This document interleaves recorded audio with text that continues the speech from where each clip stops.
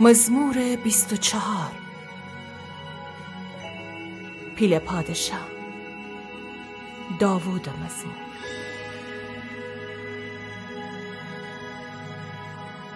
زمین و تمام چیزانی که اونه میان نه خداوندشینه.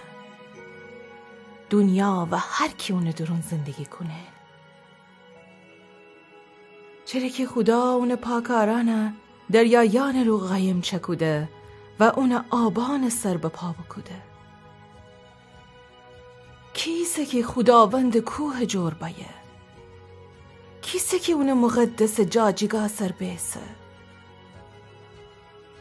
و کسی که اون دست و دیل پاک ببه که باطل چیزان امیدوار نبه و قسم دروغ نخوره.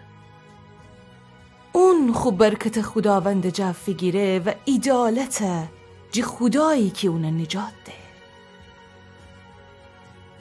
اتویی سیدی مردمانی که خدا دنبال گردیدی که تی دنبال گردیدی تا تی رو یا بدینید ای یعقوب خدا.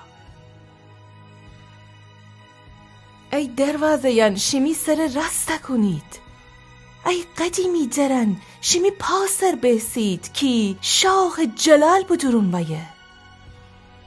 ای شاه جلال کیسه؟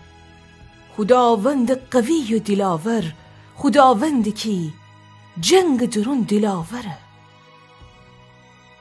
ای دروازه یان شمی سر رسته کنید، ای قدیمی درن شمی پاسر بیسید که شاه جلال بایه بدرون.